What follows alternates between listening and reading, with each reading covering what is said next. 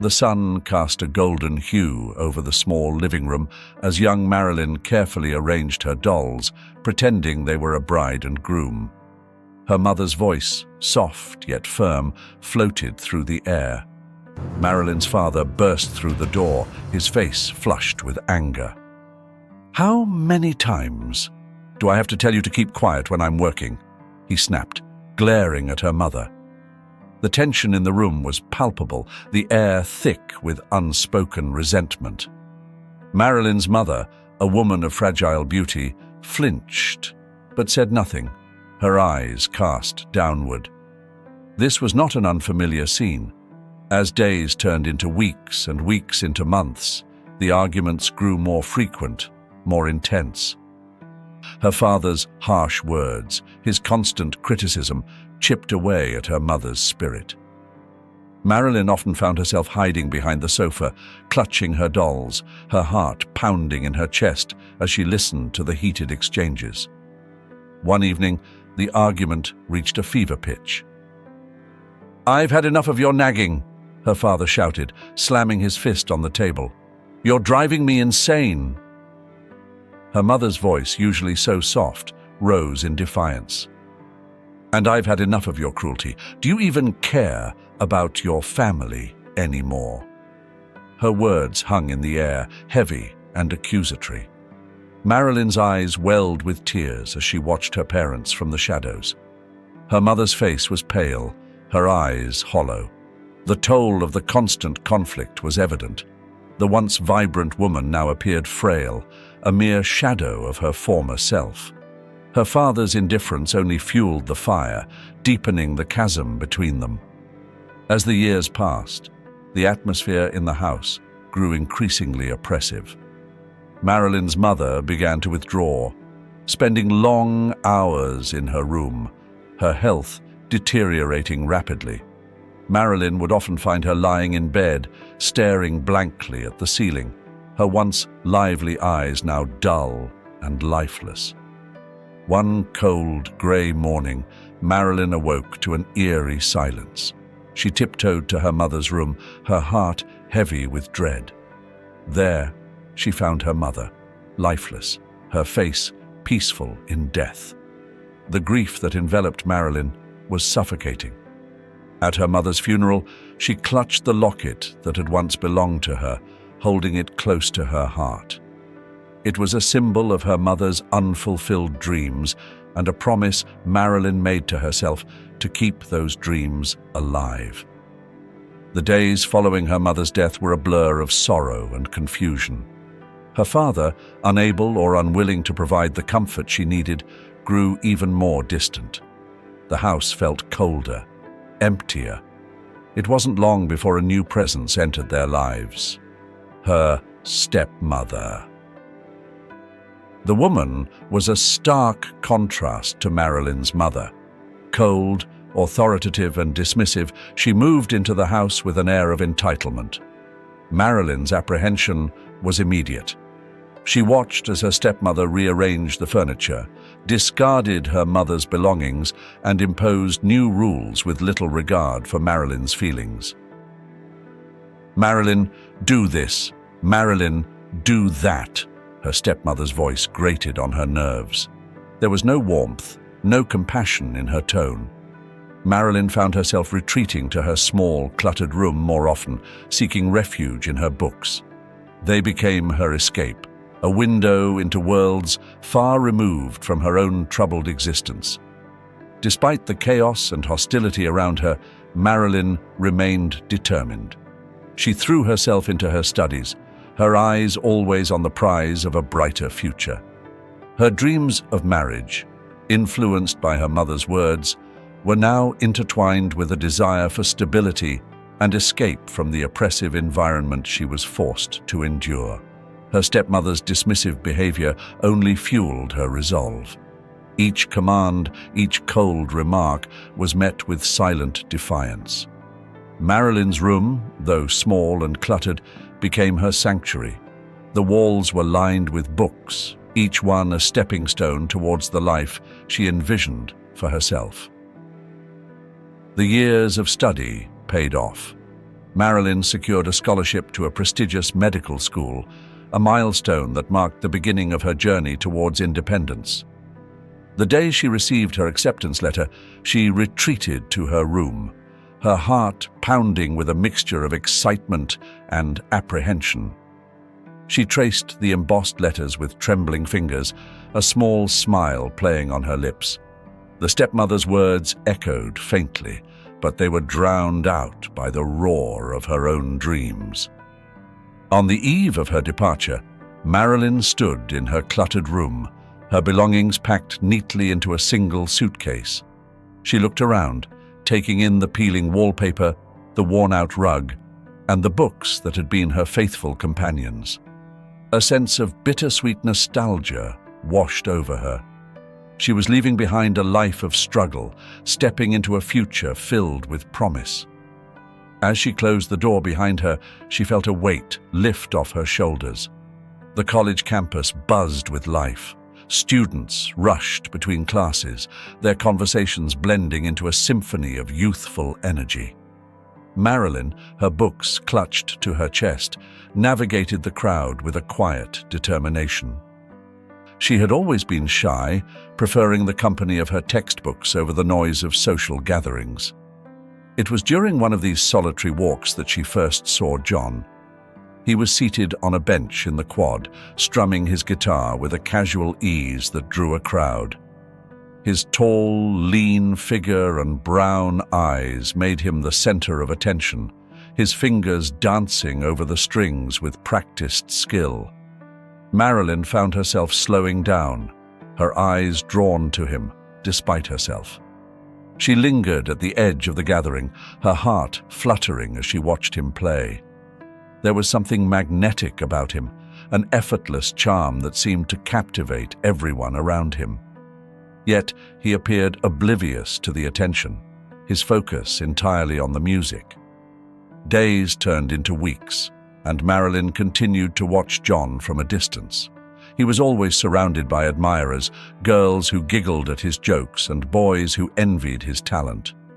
Marilyn, with her modest demeanor and unassuming presence, felt invisible in comparison. One afternoon, as she sat under a tree with her notebook, she glanced up to see John walking by. Their eyes met briefly, and for a moment, Marilyn's heart skipped a beat. He nodded at her, a polite acknowledgement that made her cheeks flush. It was a small gesture, but it lingered in her mind, sparking a flicker of hope. One rainy afternoon, as Marilyn huddled under the awning of the library, John approached her. "Forgot your umbrella?" he asked, offering her a spot under his. She nodded, too shy to speak, and they walked together in companionable silence. Marilyn's friends noticed the change in her. "You've got a crush on him, don't you?" they teased, nudging her playfully. Marilyn would smile and shake her head, but the blush on her cheeks betrayed her true feelings. Their connection deepened through letters and phone calls. John had graduated and moved back to his hometown, but they kept in touch, their conversations a lifeline for Marilyn. She would wait eagerly for his letters, her heart racing as she opened each envelope. His words were a window into his world, filled with humor, warmth, and a growing affection that mirrored her own. On weekends, Marilyn would travel to John's hometown. She stepped off the bus, her modest attire a stark contrast to the lively, vibrant environment of John's world. He would be there, waiting for her, with a smile that made the long trip fade into insignificance. Their weekends together were a blend of discovery and companionship. John introduced her to his family, their warm welcome easing her nerves. They explored the town, shared meals, and spent quiet evenings talking about their dreams and fears. Marilyn felt a sense of belonging she had never known before. Yet, beneath the surface, hints of trouble began to emerge. John's carefree nature sometimes clashed with Marilyn's more reserved personality. He enjoyed the attention of others, and while he never strayed, Marilyn couldn't help but feel a pang of insecurity. During one visit, as they strolled through the town, Marilyn noticed a group of girls watching John with admiration. He waved at them, his usual charming self, and Marilyn felt a knot tighten in her stomach. She forced a smile, but the unease lingered. John's indifference towards her concerns began to show. "You worry too much," he would say, brushing off her feelings with a laugh. Marilyn tried to push aside her doubts, focusing on the moments of happiness they shared. Their relationship continued to grow, but the seeds of tension had been planted. As Marilyn returned to her campus each Sunday evening, she carried with her the memories of their weekends together. The letters and phone calls continued, but the distance between them seemed to grow. The day Marilyn married John was simple, yet filled with her heartfelt joy. The modest ceremony took place in a small chapel, adorned with modest but carefully chosen flowers. Marilyn's face radiated happiness as she walked down the aisle, but a closer look at John revealed distant eyes and a forced smile. He seemed present in body, but absent in spirit. Their first home was a cozy studio apartment, and Marilyn poured her heart into decorating it. She chose warm colors, hung pictures on the walls, and placed soft cushions on the old sofa. "What do you think?" she asked John eagerly, after arranging the last of the flowers she had bought from the local market. "It's nice," John replied with a nonchalant shrug, barely glancing up from his phone. His lukewarm response stung, but Marilyn pushed the feeling aside, convincing herself he was just tired from work. Months passed, and the small apartment filled with the routines of married life. One evening, Marilyn decided to share her big news. "John," she said, her voice trembling with excitement, "I'm pregnant." John looked up from his dinner, fork midway to his mouth. "Oh," he said flatly. "That's unexpected." "Unexpected?" Marilyn echoed, her heart sinking. She had hoped for joy, for an embrace, for shared excitement. Instead, she got indifference. As her pregnancy progressed, Marilyn's morning sickness became a constant companion. She felt isolated, spending her days alone while John, increasingly, found reasons to stay out late. "Work is hectic," he'd say, but Marilyn noticed the lingering smell of alcohol and perfume on his clothes. One evening, as she lay curled up on the sofa, nausea and loneliness washing over her, she confronted him. "John, we need to talk." John sighed, not looking at her. "Marilyn, I'm doing my best. Can't you see that? Work is demanding." "But we're supposed to be a team," she insisted, tears brimming in her eyes. He stood up abruptly, grabbing his jacket. "I can't do this right now," he muttered, leaving the apartment. The door closed with a finality that echoed in the small space. The strain on their relationship only deepened. Marilyn's days became a blur of doctor's appointments and solitude, while John's absences grew longer. Her excitement for their baby girl was tempered by the growing chasm between them. When Amy was born, for a fleeting moment, Marilyn hoped things would change. John was there, holding their newborn daughter with a softness she hadn't seen in months. "She's beautiful," he whispered, and for a brief second, Marilyn believed everything would be okay. But the reprieve was short-lived. Sleepless nights and the relentless demands of a newborn quickly took their toll. John's initial interest faded, replaced by irritation and avoidance. He would come home late, and when he did, he seemed like a stranger. One night, Marilyn found him in the living room, staring blankly at the TV. "John, we need to talk about us. About Amy," she said, her voice barely above a whisper. John didn't turn to look at her. "What's there to talk about? I'm here, aren't I?" "You're not," Marilyn replied, her frustration bubbling over. "You're here, but you're not really here. I need you. Amy needs you." He finally turned, his eyes cold. "I never signed up for this," he said, his words like a dagger. "You wanted a family, Marilyn. Not me."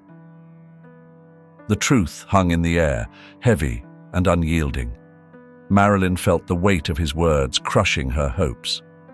Marilyn woke up one morning to find a note on the kitchen table. John's handwriting was scrawled hastily across the paper. "I can't do this anymore. I'm sorry. Goodbye." The words blurred as she blinked back tears. She glanced around the empty apartment, its silence a stark reminder of her isolation. Amy's soft whimper from the crib drew her back to reality. She scooped up her daughter, holding her tightly. "I promise I'll protect you," she whispered, her voice cracking. The days that followed were a whirlwind of exhaustion and resilience. Marilyn's routine revolved around Amy's needs. The baby's cries echoed through the small apartment, punctuating the hours with demands for food, comfort, and attention. Marilyn moved through the motions with a weary determination, her eyes shadowed with sleepless nights. Financial strain loomed large. The bills piled up, and the meager savings dwindled. Marilyn found herself rationing groceries and turning off lights to save on electricity. Every dollar counted. She considered reaching out to friends for help, but pride and a lingering sense of shame held her back. As the sun dipped below the horizon, Marilyn made a decision. She packed a small suitcase, gathered Amy's essentials, and took a deep breath. Returning to her father's house was her only option, though it was far from ideal. The reunion was as tense as she had feared. Her father opened the door, surprise and discomfort flickering across his face. "Marilyn," he said, his voice flat, "I wasn't expecting you." "I had nowhere else to go, Dad," she replied, her grip tightening on the suitcase. Amy stirred in her arms, sensing her mother's unease. From behind her father, the stepmother's sharp gaze pierced through the dim light of the hallway. "How long are you planning to stay?" she asked, her tone laced with displeasure. Marilyn swallowed hard. "Just until I get back on my feet. It won't be long." The stepmother's lips pressed into a thin line. "Fine, but don't expect us to cater to your every need." Marilyn's heart sank, but she forced a nod. She followed her father inside, the air heavy with unspoken tension. The house felt foreign, its once familiar walls now cold and unwelcoming. Marilyn's old room was barely recognizable, filled with storage boxes and dusty furniture. She cleared a small space for the air mattress, laying Amy down gently. Days turned into weeks, and the stepmother's hostility became a constant backdrop. She made no effort to hide her disdain, her passive-aggressive remarks cutting deeper than outright confrontation. "Maybe you should look for a job," she'd say, her eyes narrowed. "Contributing something would be nice." Marilyn bit back her retorts, focusing on Amy. The baby's innocent smiles and laughter were her anchor. She spent her days caring for Amy, cleaning the house and searching for work.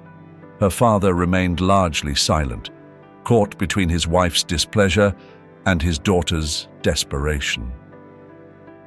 One night, as Marilyn prepared a simple dinner, she overheard a hushed conversation from the living room. "She can't stay here forever," the stepmother hissed. "This isn't her home anymore." Her father's response was muffled, but his tone lacked conviction. "Give her some time. She has nowhere else to go." "Time? We're not running a charity?" the stepmother snapped. "She needs to leave." Marilyn's resolve hardened. She couldn't subject Amy to this toxic environment. The next morning, she packed their belongings, her movements deliberate and final. She cradled Amy in one arm and carried the suitcase with the other. As she stepped into the living room, her father looked up, his expression a mix of guilt and relief. "I'm leaving," Marilyn said quietly. "Thank you for letting us stay." The stepmother said nothing, her silence a cold dismissal. Marilyn turned to the door, her father's weak protest trailing off as she closed it behind her. The weight of uncertainty pressed down on her, but her resolve was unshaken. She walked through the familiar streets, each step taking her further from the life she had known. There was fear, yes, but also a flicker of hope. She would build a new life for herself and Amy, free from the shadows of abandonment and hostility. Many days later, she moved to her grandmother's house. Marilyn stood at the gate of her grandmother's house, the old hinges creaking in the early morning stillness. The house looked the same, modest, with a neatly kept garden and a weathered front porch. It was a stark contrast to the hostile environment she had just left behind. Taking a deep breath, she opened the gate and walked up the path, Amy cradled in her arms. Her grandmother, Mrs. Spurrell, emerged from the house, her eyes widening in surprise before filling with warmth. "Marilyn, my dear, you're here!" she exclaimed, her voice trembling with emotion. She wrapped Marilyn in a tight embrace, then stepped back to look at her. "And this must be Amy. Oh, how beautiful she is." Marilyn felt the weight of her journey lift slightly. "Hi, Grandma. We need a place to stay, just for a while." Mrs. Spurrell nodded, her eyes softening with understanding. "Of course, my dear. You're always welcome here." She took Marilyn's suitcase and led them inside, the warmth of the house enveloping them like a comforting blanket. Rural life was a significant change from the urban bustle Marilyn had grown accustomed to. The first few days were a whirlwind of adjustments, learning to garden, feeding the chickens, and helping with household chores. Her grandmother was patient, guiding her with gentle hands and kind words. "Just like this, Marilyn. See? It's not so hard," she would say, showing her how to tend the plants or care for the animals. Marilyn found a surprising peace in these simple tasks. The rhythm of rural life, the fresh air, and the quiet beauty of the countryside brought her a sense of satisfaction she hadn't felt in years. She and her grandmother would spend hours working side by side, their conversations flowing easily. They shared stories and laughter, the bond between them growing stronger with each passing day. In this new environment, Amy thrived.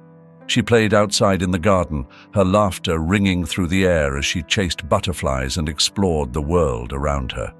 She bonded with her great-grandmother, who delighted in teaching her about the plants and animals. The change in Amy was palpable.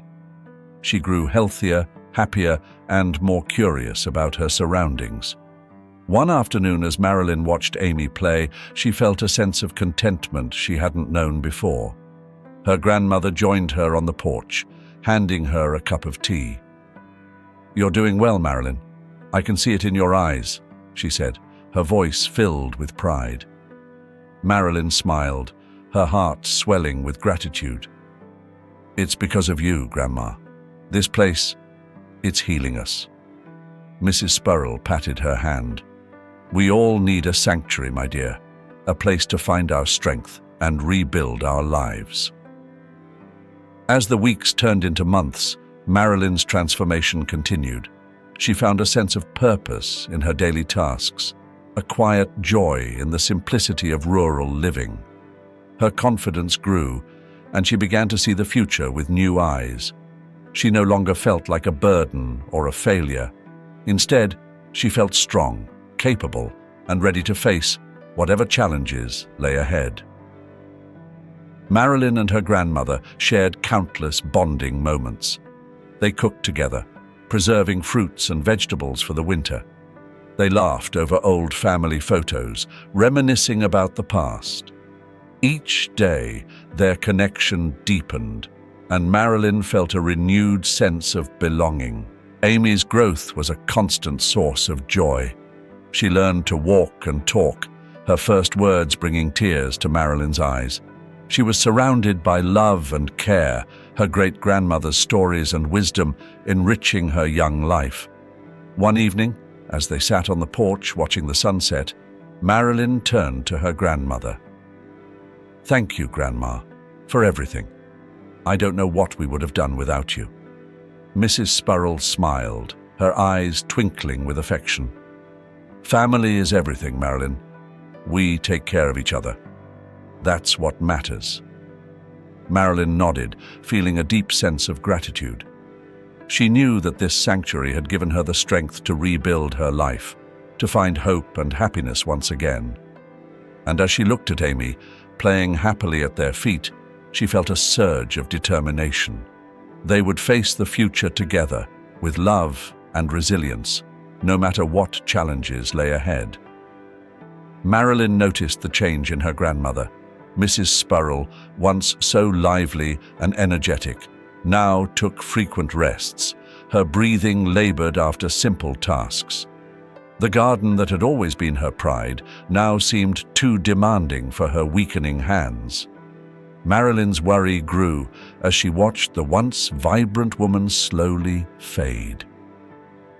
"Grandma, maybe you should see a doctor," Marilyn suggested one afternoon, her voice tinged with concern as they sat together on the porch. Mrs. Spurrell waved a dismissive hand, but her eyes betrayed her fatigue. "I'm just getting old, dear. No doctor can change that." Marilyn didn't push further, but she took on more of the household duties, her heart heavy with the knowledge that time was slipping away. She cooked meals, tended the garden, and kept the house in order, all while keeping a close eye on her grandmother. Their final conversations were bittersweet. As the days grew shorter, Mrs. Spurrell seemed to sense her time was near. One evening, as the sun cast a golden glow over the fields, she called Marilyn to her bedside. "Marilyn, come here," she said softly, her voice weak but steady. "There's something I need to give you." Marilyn sat beside her, taking her grandmother's frail hand in hers. Mrs. Spurrell reached for a small, carved wooden box on the nightstand. Inside was a beautiful antique ring, a gold band with a large ruby set in the center. "This ring has been in our family for generations," Mrs. Spurrell began, her eyes glistening with unshed tears. "My great-grandmother received it as a gift from her husband. It's a symbol of love and resilience. I want you to have it." Marilyn took the ring, the weight of it both physical and emotional. "Thank you, Grandma. I'll cherish it always." Mrs. Spurrell smiled, a tired but content expression on her face. "Remember, Marilyn, family is everything. Take care of Amy and yourself. Be strong, my dear." The next morning, Marilyn found her grandmother had passed peacefully in her sleep. The house felt unbearably quiet, the emptiness echoing through the halls. She sat by the bedside, holding the ring tightly, her grief a raw, aching presence in her heart. The days following her grandmother's death were a blur of arrangements and condolences. Marilyn moved through them in a daze, her focus solely on ensuring her grandmother received the dignified farewell she deserved. The small community came together, offering support and sharing in the sorrow. As she stood by the graveside, Amy clinging to her leg, Marilyn felt the weight of her new reality settle over her. The ring on her finger felt like a lifeline, a tangible connection to the strength and love her grandmother had imparted. In the weeks that followed, Marilyn found solace in the routines her grandmother had taught her. She maintained the household, tended the garden, and cared for Amy with a renewed sense of purpose. The ring served as a constant reminder of her grandmother's wisdom and the legacy of resilience she had inherited. Life in the old house took on a new rhythm. It was not without its challenges, but Marilyn faced each day with a sense of purpose. She found strength in the memories of her grandmother's gentle guidance, in the laughter of her daughter, and in the simple joys of rural life. The ring, once a symbol of the past, became a beacon of hope for the future. It reminded Marilyn of the unbreakable bond of family, the power of love, and the enduring strength that comes from facing life's trials with grace and determination. In honoring her grandmother's memory, Marilyn discovered her own resilience. She knew that whatever lay ahead, she would face it with the same quiet strength that had defined her grandmother's life. The night was drenched in rain, each drop hammering against the roof in a relentless symphony. Marilyn was putting Amy to bed when she heard the knock. She paused, her heart quickening.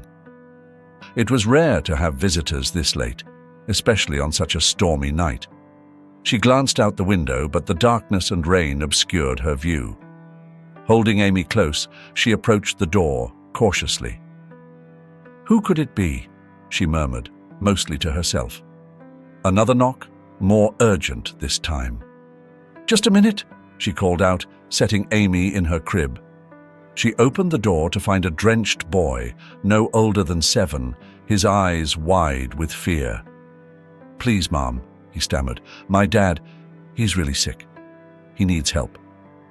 Marilyn's concern overrode her caution. "Come in. You're soaked," she said, ushering the boy inside. "What's your name?" "Alan," he replied, shivering. "Where's your father, Alan?" Marilyn asked, grabbing a blanket to wrap around him. "Just down the road. Our car broke down. He's having trouble breathing." Marilyn's medical training kicked in. "Stay here," she said firmly. "I'll be right back." She grabbed her first aid kit and an umbrella, then turned to Amy. "Be good for a little while, sweetheart. Mommy will be right back." She followed Alan to the car, where she found his father, Daniel, slumped in the front seat, struggling to breathe. His face was pale, his lips tinged blue. "Asthma?"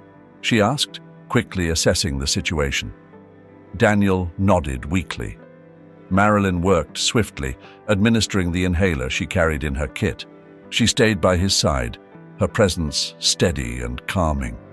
Slowly, his breathing eased, the color returning to his face. "Thank you," Daniel whispered, his voice strained but grateful. "We need to get you inside," Marilyn said. With Alan's help, they managed to support Daniel back to the house. Inside, she settled him on the couch, draping a warm blanket over him. "Stay here tonight," she said. "It's too dangerous to drive in this weather, and you need to rest." "Thank you," Daniel repeated, his eyes filled with genuine gratitude. "I don't know what we would have done without you." As Daniel rested, Marilyn prepared a simple meal. Alan, now dry and warm, sat at the table, his eyes wide with curiosity. "You're really nice," he said. Marilyn smiled. "Just doing what anyone would. How's your dad feeling?" "Better, thanks to you," Alan replied, his voice filled with relief. Once Daniel had recovered enough to speak, Marilyn joined him on the couch. They talked quietly, sharing their stories. Daniel's tale was strikingly similar to hers: loss, betrayal, and the struggle to build a new life for his son. "My wife left us," he said, his voice tinged with bitterness. "I thought we were happy, but she found someone else." Marilyn nodded, understanding his pain. "It's hard, being left behind, but you find a way to move forward." Daniel looked at her, his eyes reflecting a shared resilience. "Yes, you do." Their conversation flowed naturally, each word building a bridge between their lives.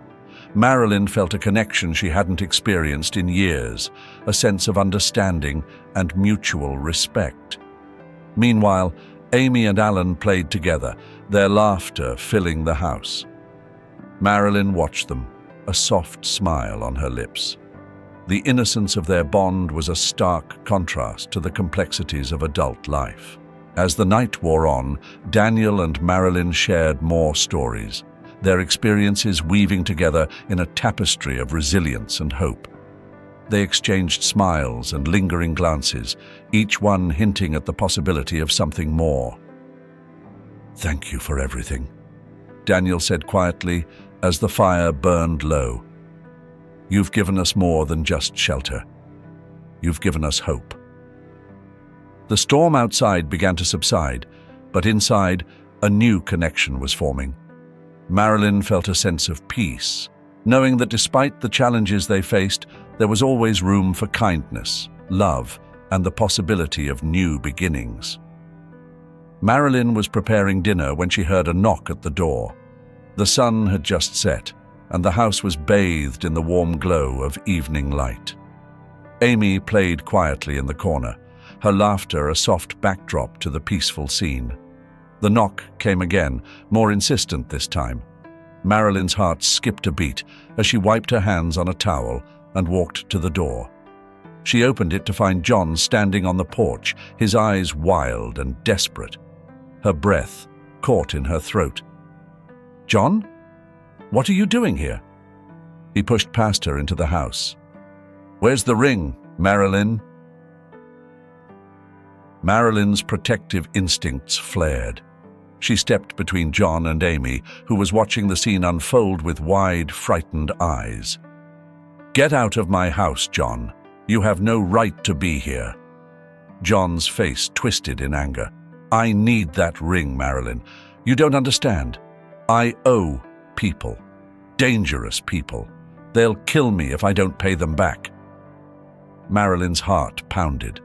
She had always feared this day might come, but she hadn't expected it to be so soon. "I don't have the ring, John. Even if I did, I wouldn't give it to you." John's eyes darkened, and he took a step closer. "Don't lie to me. I saw you wearing it. Hand it over, or I'll make you regret it." Amy began to cry, the tension in the room overwhelming her. Marilyn scooped her up, holding her tightly. "Please, John, leave us alone. Think about your daughter." But John was beyond reason. "I'm not leaving without that ring." He glanced around the room, his eyes landing on the fireplace. An idea seemed to form in his mind, and he turned back to Marilyn with a sinister smile. "You're not giving me much choice." Marilyn's fear turned to terror as John grabbed the fire poker and began swinging it wildly. "Stop it, John! You're scaring Amy!" John ignored her, his swings becoming more erratic. "Give me the ring, or I'll burn this place to the ground." Marilyn's mind raced. She needed to get Amy to safety, but how? Just then the front door burst open and Daniel charged in. "Marilyn, what's going on?" John turned, the fire poker still in his hand. "Stay out of this, whoever you are. This is between me and her." Daniel didn't flinch. "Put the poker down. You don't want to do this." John laughed bitterly. "What do you know about what I want? She has something that belongs to me." Daniel stepped forward, his eyes locked on John's. "She doesn't owe you anything. You need to leave. Now." John's grip tightened on the poker. "Make me." In an instant, Daniel lunged at John. The two men grappled, the poker clattering to the floor. Marilyn watched in horror, clutching Amy tightly. The struggle was fierce, each man fueled by desperation and determination. Daniel managed to pin John to the ground, his breath coming in ragged gasps. "Call the police, Marilyn!" With shaking hands, Marilyn dialed 911. The minutes stretched into what felt like hours as she relayed the situation to the operator. Finally, the sound of sirens filled the air, and moments later, the police arrived, bursting through the door. The officers quickly subdued John, who was still struggling against Daniel's hold. They hauled him to his feet and cuffed him, reading him his rights. As they led him away, John cast a final, hateful glance at Marilyn. "This isn't over." Marilyn slumped against the wall, exhaustion washing over her. Amy clung to her, her small body trembling with fear. Daniel approached, his face bruised and his shirt torn. "Are you okay?" he asked, his voice gentle. Marilyn nodded, tears streaming down her face. "Thank you, Daniel. I don't know what would have happened if you hadn't come." Daniel wrapped his arms around her and Amy, holding them close. "You're safe now. He can't hurt you anymore." The police finished taking statements and left, the house finally quiet. Marilyn looked around, the reality of what had just happened sinking in. The immediate danger was over, but the emotional scars would take time to heal.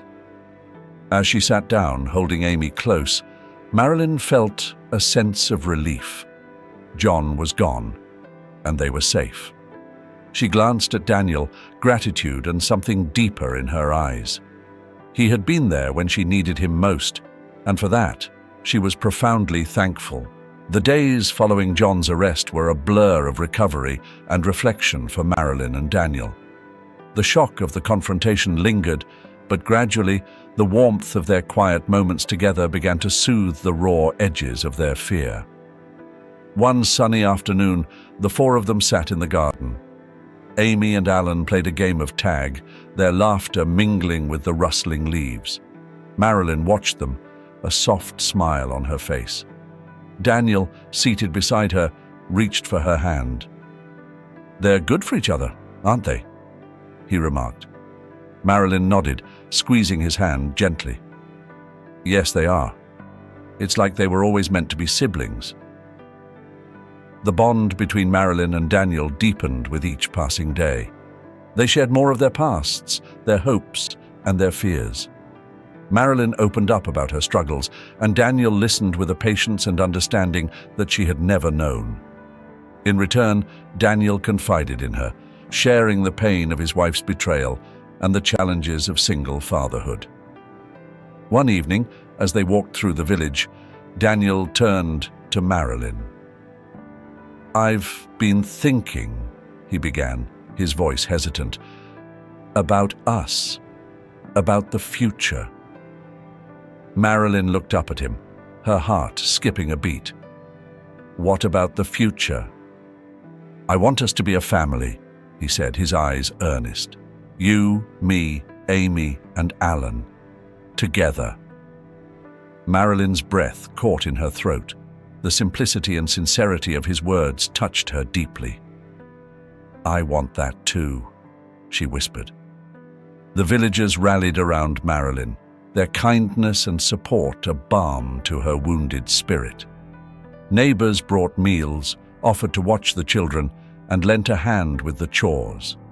The sense of community was strong, a network of care and compassion that embraced her and her family.